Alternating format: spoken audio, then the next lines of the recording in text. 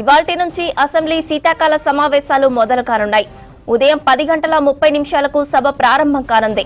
మొదటి రోజు అరగంటలోపే సమావేశం జరగనుంది. ఆ తర్వాత బీఎస్సీ మీటింగ్ ఉంటుంది. అందులో చర్చించి ఎన్ని రోజుల సమావేశాలు నిర్వహించాలనేది నిర్ణయిస్తారు. అసెంబ్లీ వింటర్ సెషన్ లో పలు కీలక చట్టాలను తీసుకురావాలని భావిస్తోంది రాష్ట్ర ప్రభుత్వం. ఇందులో కొత్త ఆర్ఓఆర్ 2024 కూడా ఉంది. గత అసెంబ్లీ సమావేశాల్లోనే ఆర్ఓఆర్ డ్రాఫ్ట్ ను ప్రభుత్వం రిలీజ్ చేసింది. దీనిపై అన్ని జిల్లాల్లోనూ సమావేశాలు నిర్వహించి మేధావులు, రైతుల అభిప్రాయాలు, సూచనలు తీసుకున్నారు.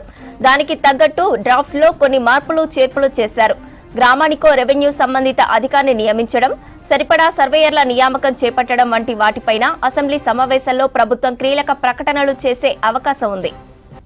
సమగ్ర కులగణన సర్వేపైన ప్రభుత్వం అసెంబ్లీలో చర్చించనుంది.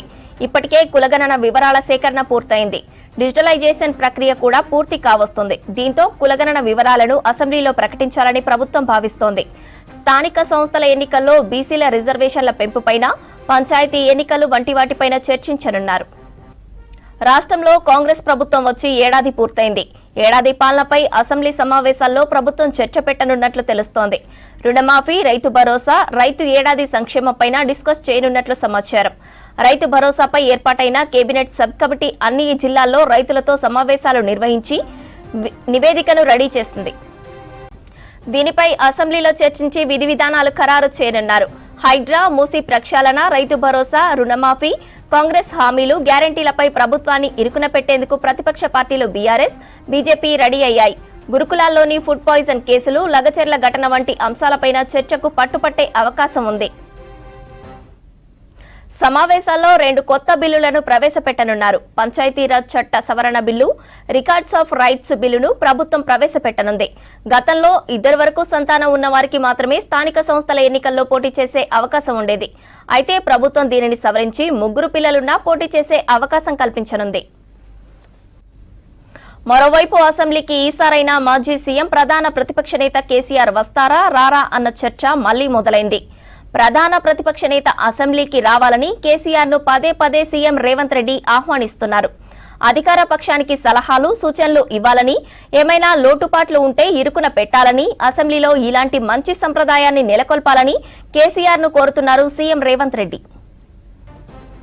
అసెంబ్లీ సమావేశాలకు సంబంధించి మరిన్ని అప్డేట్స్ యాదగిరి లైవ్ లో అందిస్తారు.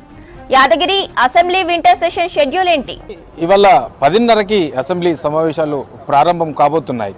ఈ సమావేశాల్లో ప్రధానంగా కాంగ్రెస్ అధికారంలోకి వచ్చి ఈ సంవత్సరం అవుతుంది కాబట్టి ఈ సంవత్సర కాలంలో ప్రజల కోసం సంక్షేమ పథకాలు ఏమేమి తీసుకొచ్చారు, ఏమేమి అమలు చేశారు, అవి ఎంతమందికి లబ్ధి చేరింది, తర్వాత ఇక రాష్ట్రానికి సంబంధించినటువంటి అభివృద్ధి కార్యక్రమాలు ఏం చేశాము, ఇప్పటివరకు చేసింది ఏంటి, సో ఇంకా చేయాల్సినవి ఏమున్నాయి అనే దాని మీద పూర్తి స్థాయిలో ఈ సెషన్లో, ఈ అసెంబ్లీ సమావేశాల్లో చర్చించే అవకాశం ఉంటుంది. ఇక వీటితో పాటు కాంగ్రెస్ అధికారంలోకి వచ్చిన తర్వాత ఈ రెవెన్యూ పరమైనటువంటి అంశాలలో, తర్వాత ఈ ధరణికి సంబంధించినటువంటి దాంట్లో కొన్ని మార్పులు, చేర్పులు చేశారు. తర్వాత ఈ ధరణికి సంబంధించిన ఏదైతే ఈ సమస్యలు ఉన్నాయో, సమస్యలకు సంబంధించి రైతులు ఇబ్బంది పడకుండా వాటిని పూర్తి స్థాయిలో సొల్యూషన్ చేయాలంటే ఏం చేయాలి అనే దాని మీద ఇప్పటికే పలు సమావేశాలు నిర్ణయించి, తర్వాత వ్యవసాయ రంగ నిపుణుల సలహా సూచనలు తీసుకున్న తర్వాత, ఎక్స్పర్ట్స్ సలహాలు తీసుకున్న తర్వాత అందులో కొన్ని మార్పులు చేయాల్సిన అవసరం ఉంది అని చెప్పేసి ప్రభుత్వం భావించింది. ఇప్పటికే కొన్ని మార్పులను కూడా చేసింది.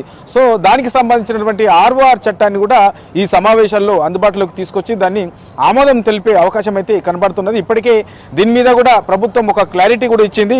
సో రైతులు ఇబ్బంది పడకుండా, ఎక్కడ కూడా ఈ చట్టం సంబంధించిన అంశాలలో రైతులు ఇబ్బంది పడద్దు, ఈ భూ సమస్యలకు సంబంధించి ఎవరు వెళ్ళినా, ప్రభుత్వ అధికారుల దగ్గరికి ఎవరు వెళ్ళినా అక్కడ ఇబ్బంది కాకుండా వీలైనంత తొందరలో అవి పరిష్కారం అయ్యే విధంగా ఉండాలని చెప్పేసి ఆ దిశగానే కొత్త ఆర్ఓఆర్ చట్టాన్ని అందుబాటులోకి తీసుకొస్తున్నామని చెప్పేసి ప్రభుత్వం చెప్పింది. సో ఈ సమావేశాల్లో చర్చించి ఏదైతే కొత్తగా ఆర్ఓఆర్ చట్టాన్ని తీసుకొస్తున్నా ఆ చట్టాన్ని ఆమోదం తెలిపే అవకాశం కూడా కనబడతా ఉన్నది. ఇక పంచాయతీరాజ్కి సంబంధించిన దాంట్లో కూడా కొన్ని మార్పులు, చేర్పులు చేశారు.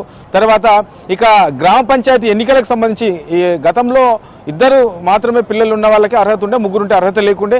సో దాన్ని కూడా ఈసారి కొంత మార్పులు చేశారు. 3 ఉన్న పోటీ చేయొచ్చు అనే దాన్ని సవరణ చేశారు కాబట్టి ఇలాంటి అంశాలకు సంబంధించిన దాని మీద కూడా ఏదైతే ఈ సమావేశాల్లో చర్చించి దాని మీద కూడా ఒక నిర్ణయం తీసుకునే అవకాశం ఉంటుంది. ఇట్లా మొత్తం 5 బిల్లులకు సంబంధించిన దాని మీద ఇవాళ చర్చించే అవకాశం ఉంటుంది. తర్వాత 2 నివేదికలను కూడా ఈ సమావేశాల్లో ప్రవేశపెట్టనున్నారు.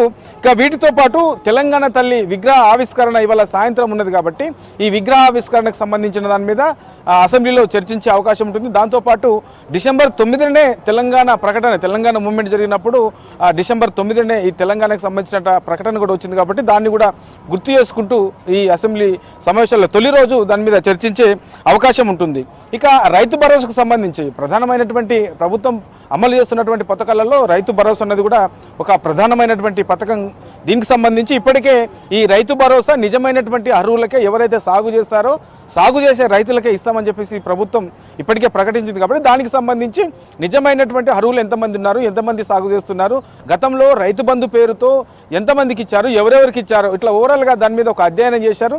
అయితే అందులో గత ప్రభుత్వ హయాంలో రైతు బంధు పేరుతోని చెట్లకు, గుట్లకు, రాళ్లకు, రప్పలకు, రియల్ ఎస్టేట్ వెంచర్లకు ఇచ్చారని చెప్పేసి ప్రభుత్వం ఆల్రెడీ గుర్తించింది. అట్లాంటి వాటిని తీసేసి నిజమైనటువంటి సాగుదారులు ఎంతమంది ఉన్నారు, ఎవరెవరు ఉన్నారు, సో కౌలు రైతులకు సంబంధించి కూడా ప్రభుత్వం ఇస్తామన్నది కాబట్టి ఆ కౌలు రైతులకు సంబంధించినటువంటి కౌలు ఎంతమంది నిజంగా సాగు చేస్తూ ఉన్నారు, ఇట్లా పూర్తి స్థాయిలో వీటిపైన అన్ని జిల్లాల వారిగా కూడా ఒక ప్రత్యేకంగా కమిటీ ప్రభుత్వం నియమించింది. ఆ కమిటీ ఆధ్వర్యంలో జిల్లా స్థాయిలో అధికారులు, తర్వాత ఎమ్మెల్యేలు, రైతుల అభిప్రాయాలను కూడా ప్రభుత్వం ఇప్పటికే తీసుకున్నది. ఒక నివేదికను కూడా తయారు చేశారు. సో ఈ రైతు బంధుకు సంబంధించి కూడా, ఈ రైతు భరోసాకు సంబంధించి కూడా ఈ సమావేశాల్లో చర్చించి దాని మీద కూడా ప్రభుత్వం ఒక స్పష్టతనిచ్చే అవకాశం ఉంటుంది. ఇక పెన్షన్లకు సంబంధించి కూడా చాలామంది ఎదురు చూస్తూ ఉన్నారు. ఆ పెన్షన్లకు అంశానికి సంబంధించి ఇప్పటికే ప్రభుత్వం కూడా ఒక నిర్ణయానికి వచ్చింది కాబట్టి దాని మీద కూడా ఈ అసెంబ్లీ సమావేశాల్లో చర్చించి నిర్ణయం తీసుకునే అవకాశం కూడా కనబడతా ఉన్నది. ఇక మిగతా ఇప్పటి వరకు రాష్ట్రం అధికారంలోకి వచ్చిన తర్వాత ఈ మేజర్గా ఈ పంట రుణాలకు సంబంధించిన దాంట్లో ఇప్పుడు 2 లక్షల లోపు ఏదైతే ఎన్నికల్లో హామీ ఇచ్చారో 2 లక్షలు ఉన్న వరకు రుణమాఫీ చేస్తామన్నారు. సో దాన్ని ఇచ్చిన మాట ప్రకారమే ఆర్థికపరమైనటువంటి అంశాలున్న రాష్ట్రం అప్పుల్లో ఉన్న రైతులకు ఇబ్బంది కాకుండా కాంగ్రెస్ ఇచ్చినటువంటి హామీ నిలబెట్టుకునే విధంగా ఈ 2 లక్షల లోపు ఉన్న రైతులందరినీ కూడా రుణమాఫీ చేశారు. దాని మీద కూడా ఈ ఎంతమందికి ఇచ్చాము, ఎన్ని ఇప్పటి వరకు ఈ రుణమాఫీకి సంబంధించి ఎంత ప్రభుత్వం నుంచి ఎంత రైతుల ఖాతాలో పడ్డది, ఇట్లా ఓవరాల్గా దీని మీద కూడా చర్చించి దీని మీద కూడా ఈ అసెంబ్లీ సమావేశాల్లో చర్చించే అవకాశం ఉంటుంది. ఇక 2 లక్షలకు పైగా ఉన్న వాళ్ళకు కూడా ఇస్తామన్నారు కాబట్టి దానికి సంబంధించినటువంటి ఎప్పుడు ఇచ్చే అవకాశం ఉంటుంది, ఏంటి, ఎంతమంది ఉన్నారు అనే మీద కూడా ఒక క్లారిటీ ఈ అసెంబ్లీలో ఇచ్చే అవకాశం ఉంటుంది.